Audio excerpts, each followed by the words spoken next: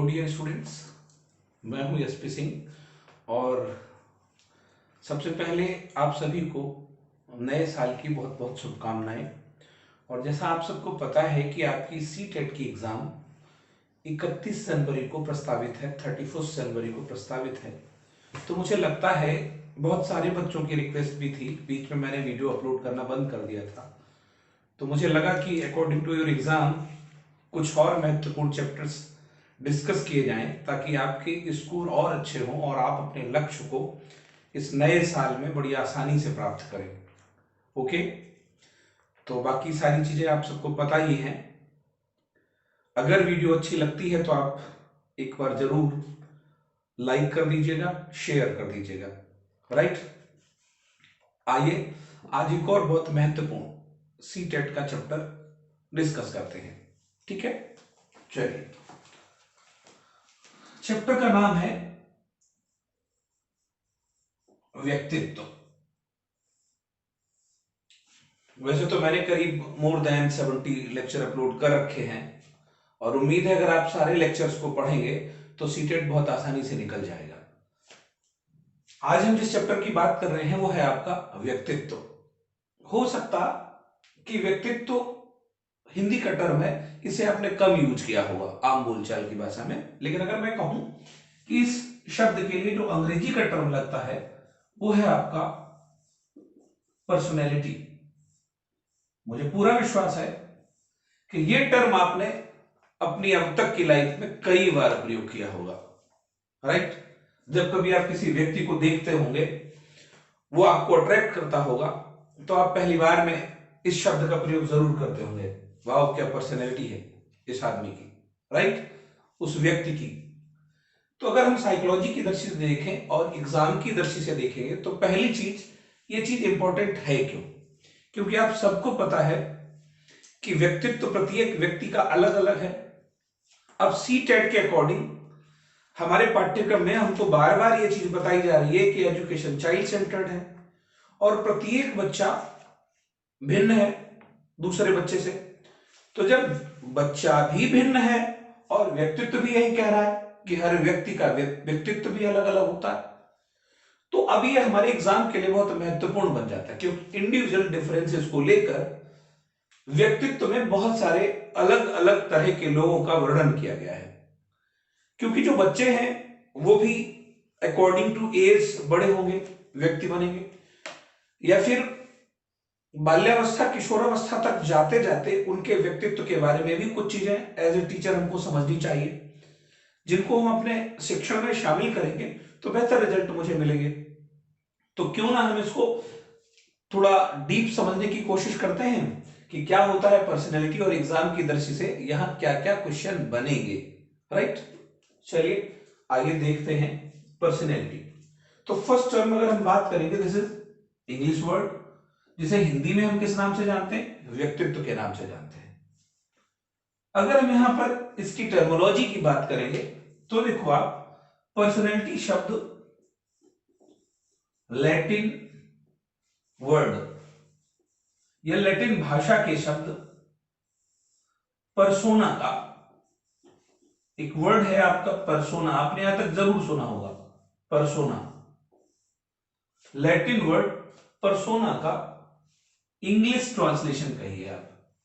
जिसे हम लैटिन भाषा में पर्सोना कहते हैं, उसके पैरेलल इंग्लिश में जो शब्द यूज होता है वो क्या है? आपका पर्सनैलिटी है।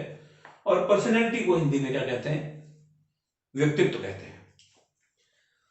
पर्सोना को अगर हम एक्सप्लेन करेंगे तो पर्सोना आपका बना है मास्क से, अकॉर्डिंग टू मास्क कह सकते हो। जो मास्क अंग्रेजी का वर्ड है उसके समानांतर जो शब्द यूज होता है वो क्या है? आपका पर्सोना। अब यूनान में इस शब्द का मीनिंग मास्क के अकॉर्डिंग लगाया गया स्टार्टिंग में। तो अब मास्क को और किस किस नाम से? एक साधारण शब्द यहां पर आता है हिंदी का नकाब, आपने सुना होगा, देखा भी होगा, नकाब जो लोग मुंह पर बना के रखते हैं या फिर बाह्य आवरण है उसके लिए। तो एक तो हिंदी का टर्म हो गया आपका नकाब, दूसरा लगता है यहां पर मुखौटा। मुखौटा मास्क भी है, नकाब भी है। अब देखेंगे तीसरा टर्म जो यहां लगता है वो है आपका बनावटी चेहरा। चौथा टर्म जो लगता है यहां पर वो लगता है आपका बाहरी आवरण। इतने सारे टर्म आपके किस रेफरेंस में यूज हुए डियर स्टूडेंट्स? पर्सोना के रेफरेंस में यूज हुए। अगर हम यूनान की बात करें तो यूनान में जब लोग प्ले किया करते थे, नाटक किया करते थे, तो जिसमें रोल निभाते थे, चरित्र जिसका जीते थे, उसके लिए इस टर्म का प्रयोग किया जाता था। तो कहीं कहीं हो सकता मुकुट की बात भी आए, या जब प्ले करते थे तो लोग जो आवरण धरते थे, जो वेशभूषा धरते थे, वो सब किस में आती थी? वो पर्सोना में आती थी। और वो धीरे धीरे धीरे धीरे किस में आ गई? आपकी पर्सनैलिटी में आ गई। मेरे अकॉर्डिंग अगर मैं आपसे बात करूं, यहां दो चीजें समझो आप। जिस शब्द को आप अभी आसानी से यूज करते आए हो किसी व्यक्ति को, इन गुणों के आधार पर देखकर आप जिस शब्द का प्रयोग करते थे, किसी व्यक्ति का आपने मुखौटा देखा, चेहरा देखा, उसके बाहरी रंग रूप को देखा, कपड़े देखे, उसके आधार पर आपने जिस शब्द को अब तक प्रयोग किया था पर्सनैलिटी, इट इज क्लियर कि वो पर्सनैलिटी नहीं है। साइकोलॉजी के अकॉर्डिंग वो क्या होता है? पर्सोना होता है। राइट? अगर मैं आपसे बात करूं, इसका मतलब पर्सोना और पर्सनैलिटी में कुछ तो डिफरेंसेस जरूर होंगे। राइट? अब अगर मैं पर्सनैलिटी की बात करें तो पर्सनैलिटी के बारे में मैं एक बात तो कह चुका हूं कि हर व्यक्ति की अलग अलग पर्सनैलिटी है। तो यहां पर पर्सनैलिटी में दो तीन चीजें जरूर है कि पर्सनैलिटी में व्यक्ति के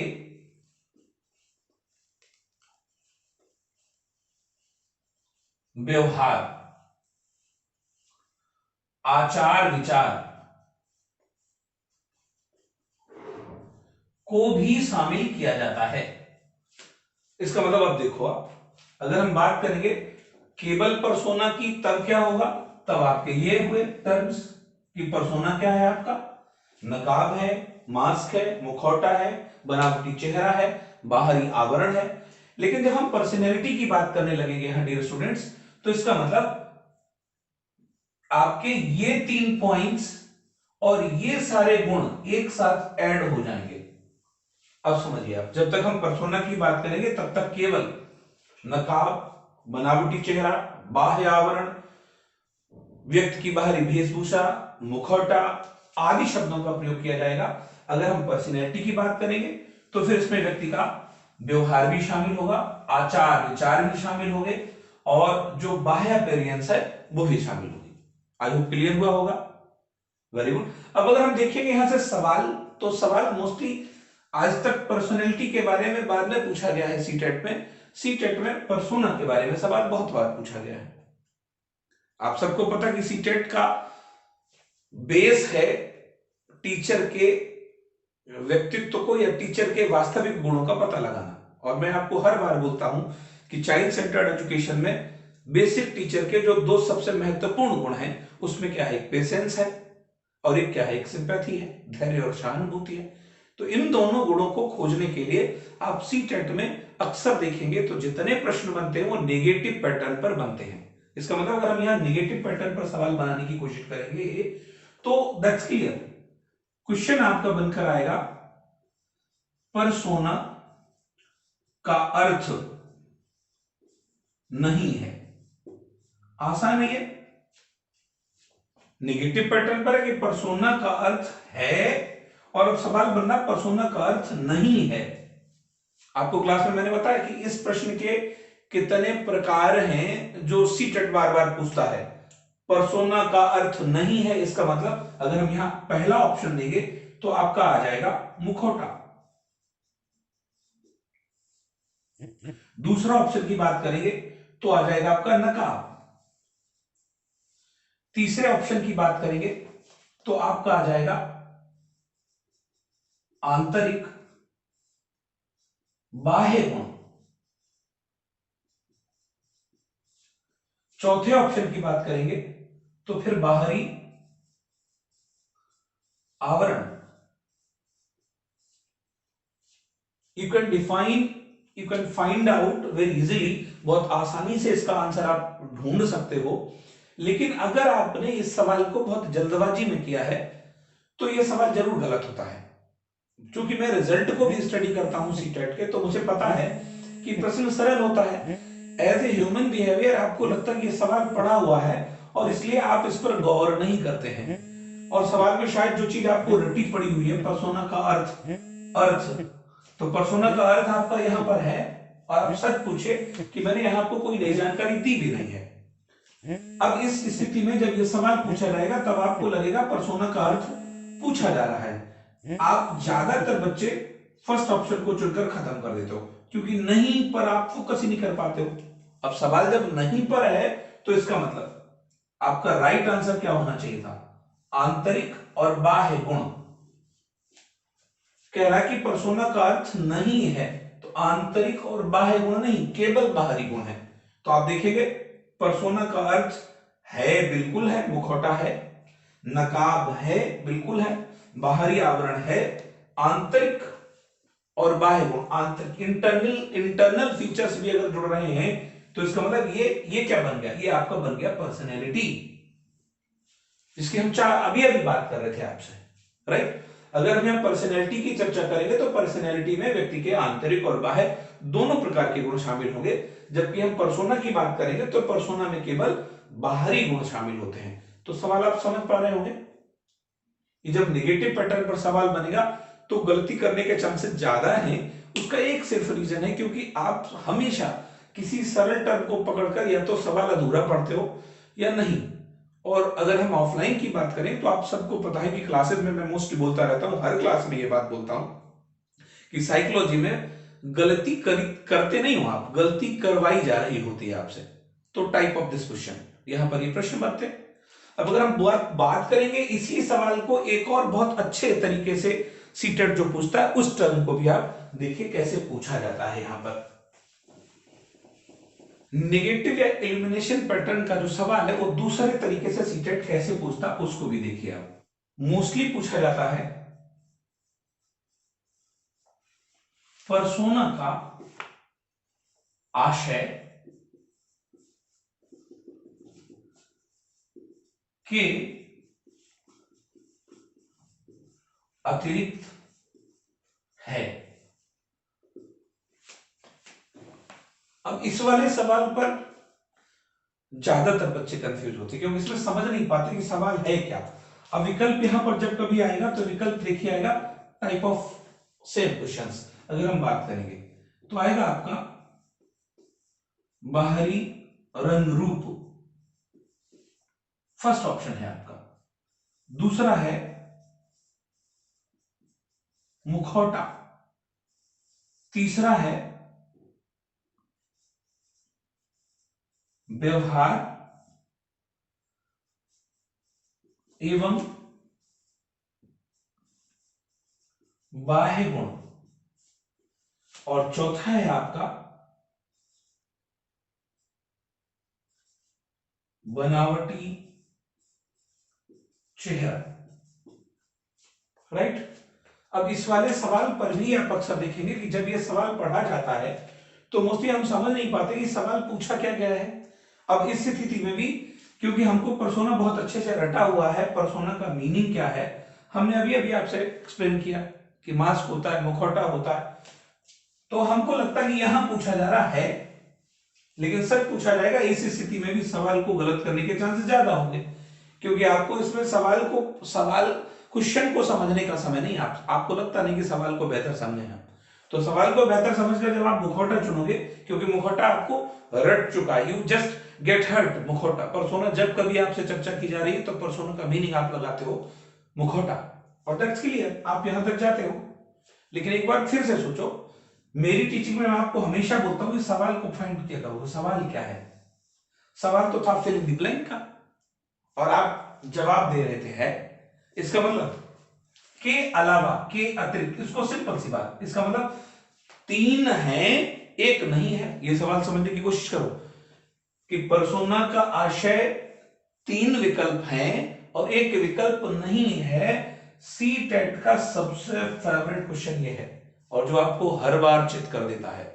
यहां पर स्थिति में जाएंगे आप फिल इन द ब्लैंक, तो देखेंगे आप मेरे ख्याल से पर्सोना का आशय है बाहरी रंग रूप, ये है, मुखौटा है, बनावटी चेहरा है, लेकिन जब पूछा जाएगा के अलावा क्या नहीं है, तब जब आप कौन सा होगा डियर स्टूडेंट्स, तब होगा आपका व्यवहार शामिल हुआ, बाह्य गुण शामिल हुए। राइट आंसर आपका यही होगा। इसका मतलब ये भी गलत होगा, ये भी गलत होगा, ये भी गलत होगा। समझ पा रहे हो आप? क्वेश्चन क्या था? क्वेश्चन था पर्सोना का अर्थ नहीं है, जो पहले बताया था मैंने आपको, लेकिन इस सवाल को पूछने का तरीका दूसरा था। इसे बोलते साइकोलॉजी। क्योंकि हर बार आपको बोलता हूं सवाल जितना बेहतर आप पढ़ेंगे आंसर उतना अच्छा होगा।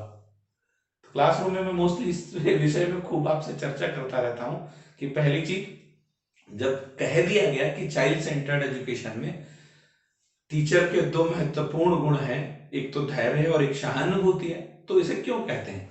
क्योंकि सवाल जितना बेहतर पढ़ेंगे आप, अगर मान लो एग्जाम सोचती है, अगर मान लो आपको टीचर बना भी दिया गया, तो क्या आप में वो क्षमता होगी कि एक बच्चे को 30 मिनट 35 मिनट आप सिखा पाए?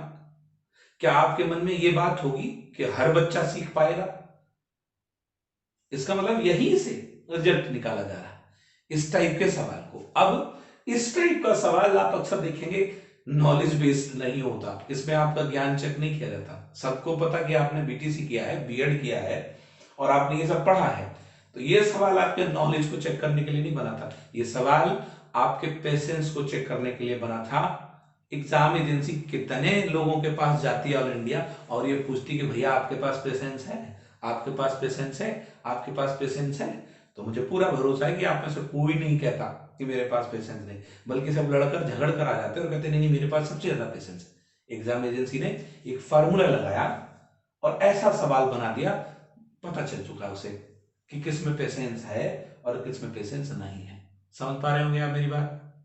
ओके गुड, चलिए आगे बढ़ते हैं। यह दूसरा जो महत्वपूर्ण पॉइंट है पर्सनैलिटी के बारे में, वो क्या है? वो है आपका फॉर्मूला ऑफ पर्सनैलिटी। सीटेट एक बार पूछ चुका है कि पर्सनैलिटी का सूत्र क्या होता है, तो बहुत आसान सा है। अगर हम यहां बात करेंगे P बराबर सिग्मा E मल्टीप्लाई B, ये पर्सनैलिटी का फार्मूला है।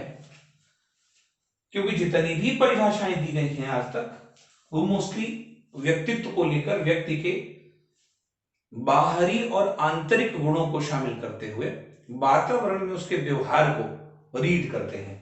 तो यहां P क्या हुआ? P बराबर है आपका पर्सनैलिटी, सिग्मा क्या हुआ? मार्क ऑफ सिग्मा है ये, सिग्मा का चिन्ह,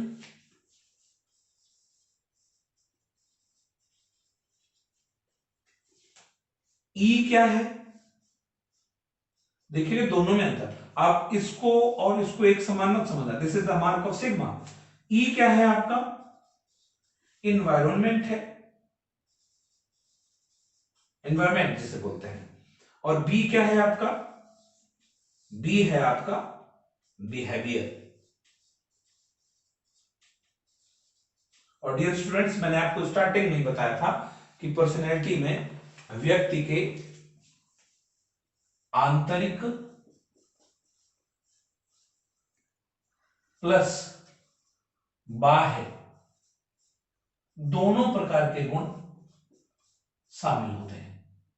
आंतरिक और बाहरी गुण, जब कभी पूछा जाता है कि व्यक्तित्व में क्या शामिल है, तो किसी व्यक्ति के आंतरिक गुण और बाहरी गुण दोनों गुण जब शामिल हो जाते हैं तब वो क्या बन जाती है? पर्सनैलिटी बन जाती है।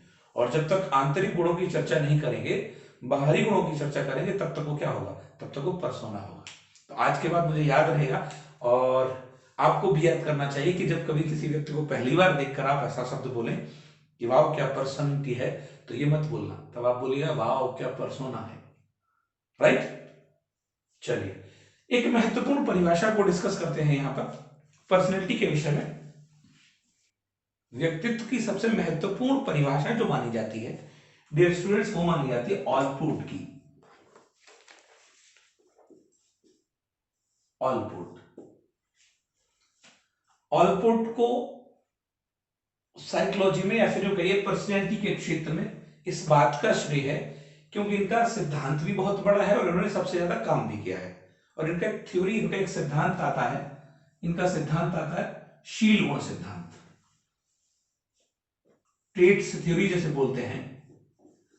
शील गुण सिद्धांत, पहली बात तो ये क्लियर हो गई कि इनका एक सिद्धांत है शील गुण सिद्धांत, मतलब इसी को बोलते हैं ट्रेट्स थ्योरी ऑफ पर्सनैलिटी। तो वन क्वेश्चन इसके लिए कि जब पूछा जाता है कि शील गुण सिद्धांत किसने दिया है तो ऑलपोर्ट ने दिया है, राइट। अब अगर इनकी परिभाषा की बात करेंगे, डेफिनेशन की बात करेंगे तो देखो क्या है डेफिनेशन है कि व्यक्तित्व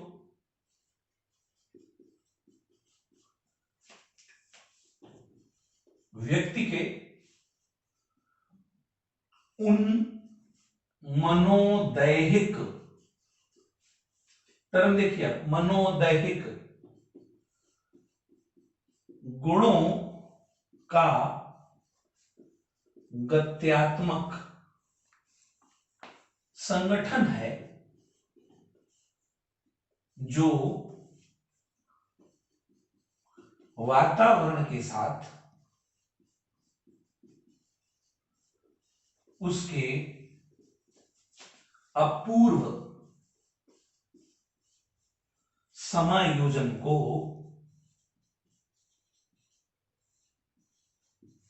निर्धारित करते हैं।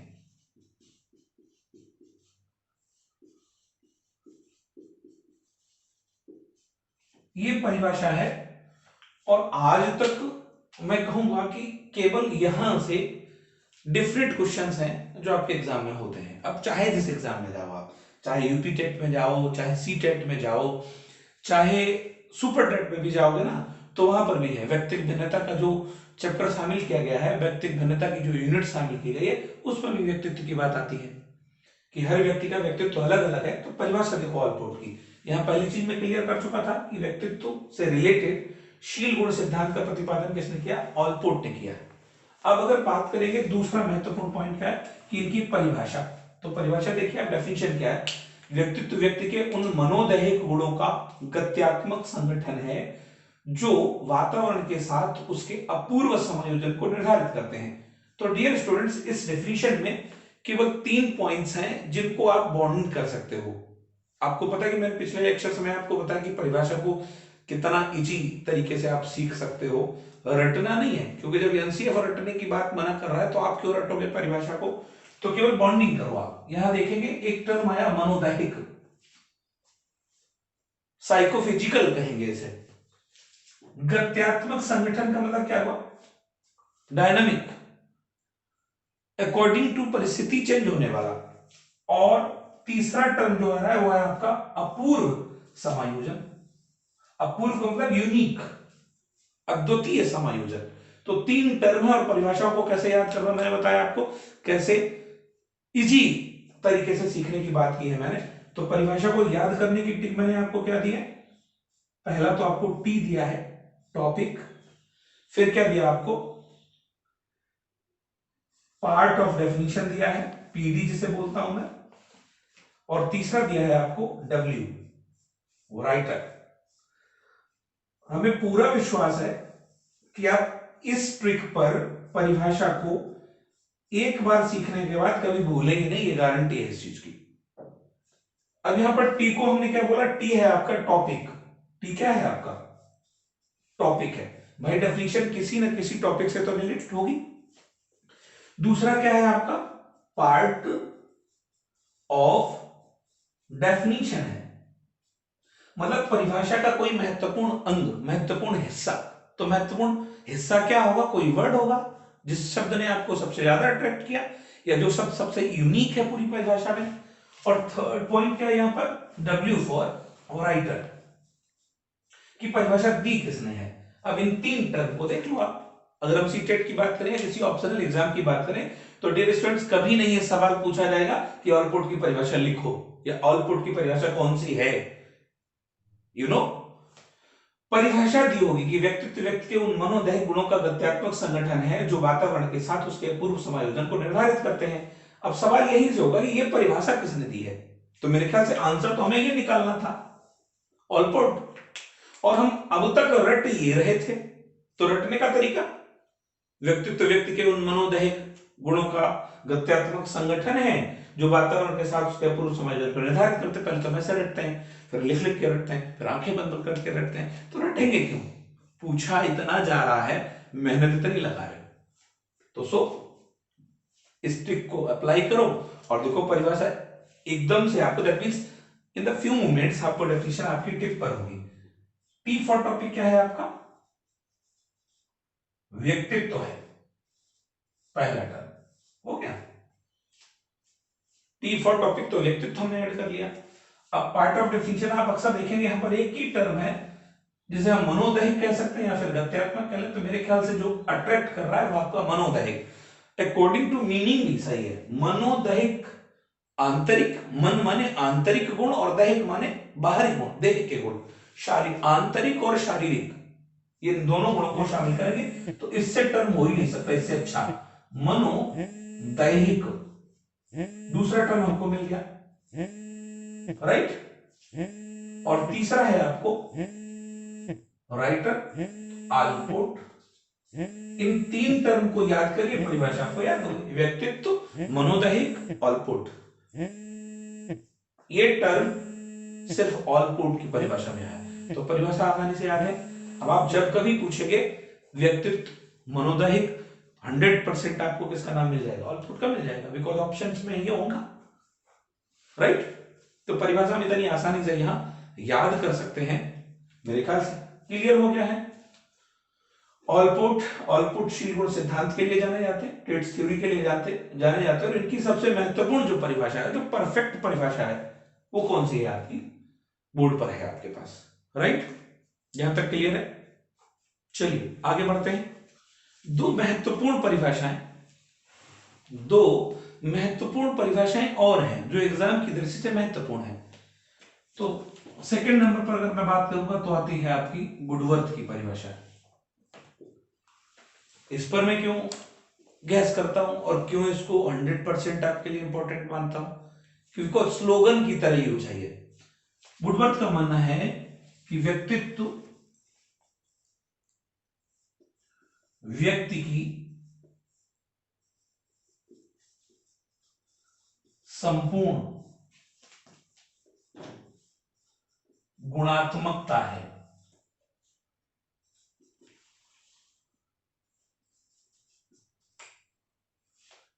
एक तो सबसे पहली चीज, परिभाषा बहुत शॉर्ट है, परिभाषा अपना पूरा मीनिंग क्लियर कर रही है कि व्यक्तित्व व्यक्ति की संपूर्ण में आ गया, फिर दोनों गुण आ गए। अगर हम संपूर्ण की बात करें, संपूर्ण में है क्या, एक तो आंतरिक है और दूसरा कौन सा है, बाहरी है। तो संपूर्ण गुणात्मकता,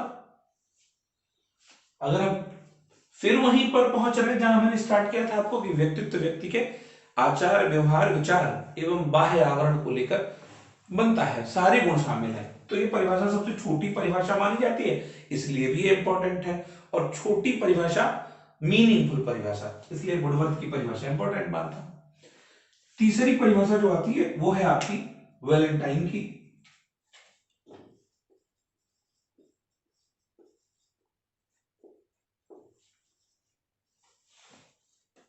वैलेंटाइन की परिभाषा है, इनका भी मानना है कि व्यक्तित्व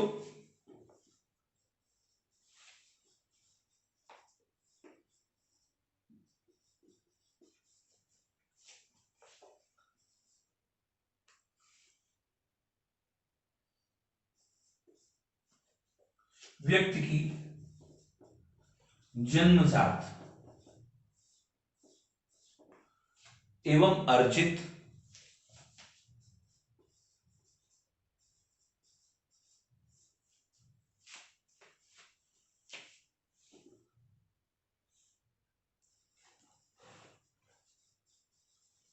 प्रवृत्तियों अथवा गुणों